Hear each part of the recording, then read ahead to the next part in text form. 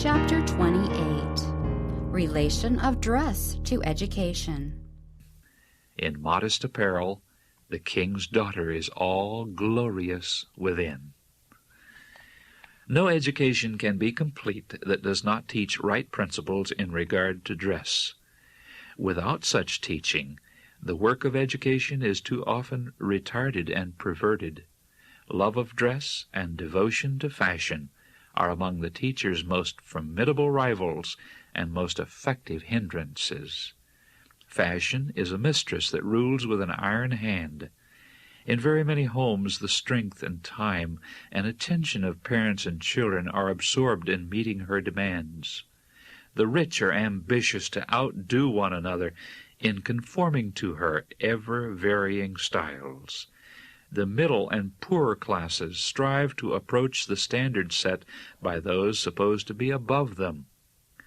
Where means or strength is limited, and the ambition for gentility is great, the burden becomes almost insupportable. With many, it matters not how becoming or even beautiful a garment may be. Let the fashions change, and it must be remade or cast aside. The members of the household are doomed to ceaseless toil. There is no time for training the children, no time for prayer or Bible study, no time for helping the little ones to become acquainted with God through His works. There is no time or money for charity, and often the home table is stinted, the food is ill-selected and hastily prepared, and the demands of nature are but partially supplied. The result is wrong habits of diet, which create disease or lead to intemperance. The love of display produces extravagance, and in many young people kills the aspiration for a nobler life.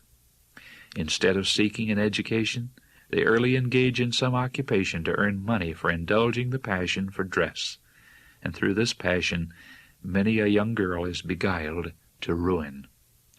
In many a home the family resources are overtaxed.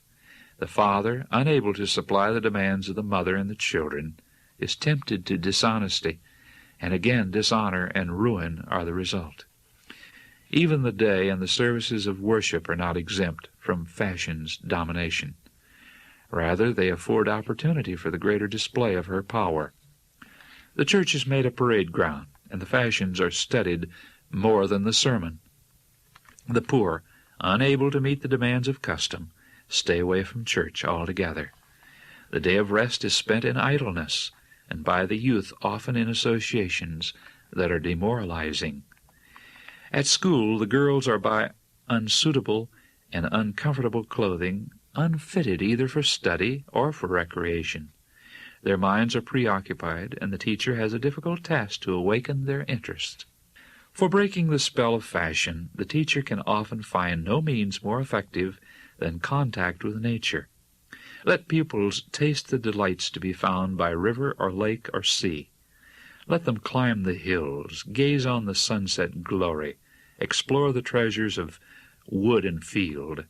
Let them learn the pleasure of cultivating plants and flowers, and the importance of an additional ribbon or ruffle will sink into insignificance.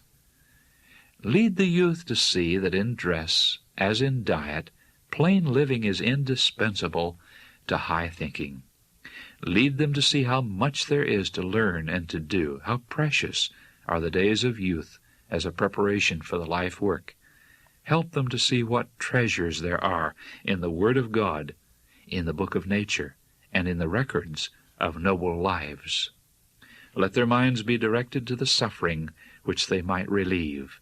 Help them to see that by every dollar squandered in display, the spender is deprived of means for feeding the hungry, clothing the naked, and comforting the sorrowful. They cannot afford to miss life's glorious opportunities, to dwarf their minds, to ruin their health, and to wreck their happiness for the sake of obedience to mandates that have no foundation in reason, in comfort, or in comeliness. At the same time, the young should be taught to recognize the lesson of nature.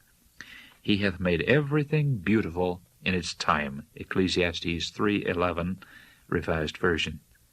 In dress, as in all things else, It is our privilege to honor our Creator. He desires our clothing to be not only neat and healthful, but appropriate and becoming. A person's character is judged by his style of dress. A refined taste, a cultivated mind, will be revealed in the choice of simple and appropriate attire. Chaste simplicity in dress, when united with modesty of demeanor, will go far toward surrounding a young woman with that atmosphere of sacred reserve which will be to her a shield from 1,000 perils. Let girls be taught that the art of dressing well includes the ability to make their own clothing. This is an ambition that every girl should cherish. It will be a means of usefulness and independence that she cannot afford to miss. It is right to love beauty and to desire it, but God desires us to love and to seek first the highest beauty, that which is imperishable. The choicest productions of human skill possess no beauty that can bear comparison with that beauty of character which in His sight is of great price. Let the youth and the little children be taught to choose for themselves that royal robe woven in heaven's loom, the fine linen, clean and white, Revelation 19:8, which all the holy ones of earth will wear. This robe, Christ's own spotless character, is freely offered to every human being, but all who receive it will receive and wear it here. Let the children be taught that as they open their minds to pure, loving thoughts and do loving and helpful deeds, they are clothing themselves with His beautiful garment of character. This apparel will make them beautiful and beloved here, and will hereafter be their title of admission to the palace of the King.